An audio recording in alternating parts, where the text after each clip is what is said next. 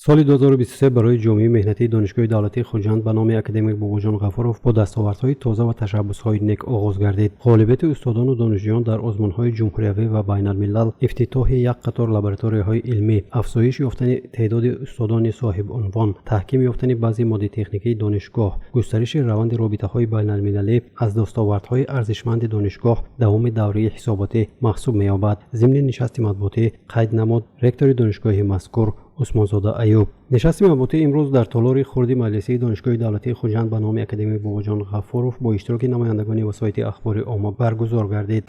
قابل تاکید است که این حال در دانشگاه بیش از 1650 نفر استادان و کارمندان کار فعالیت می‌برند. از این مقدار 907 نفر استادان، از این مقدار 56 نفر دکتران پروفسوران، 420 نفر نامزدهای در سنتور، 411 نفر سرمعلمان، ساختمانگر، کارمندان یادرسان تکنیکی فعالیت بوده ایستاده‌اند.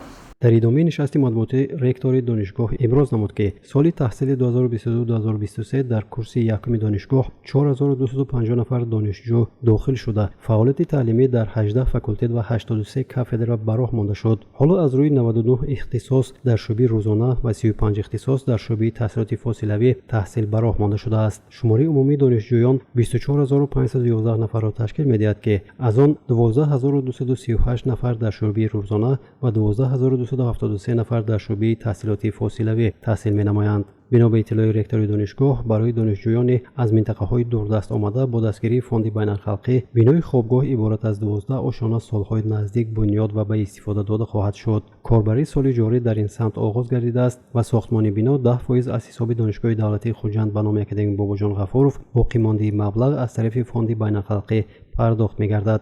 همین حال در دانشگاه برای دانشجویان 4 خوابگاه خدمت می‌رساند.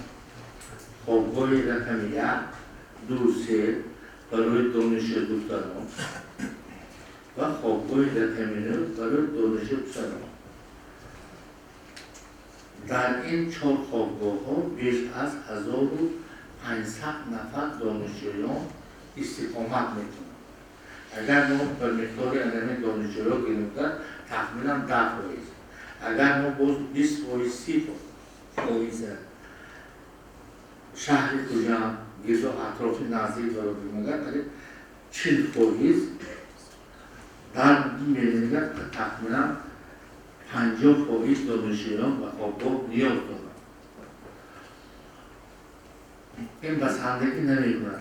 رئیس دانشگاه سالی نما یک جایه با علمی فوند بین‌الخلقی لایحه‌ای آغاز برای آن برد کردن لایحه بینای خوابگاه 12 آشانه را لایحه‌اش پیشنهاد کردگی.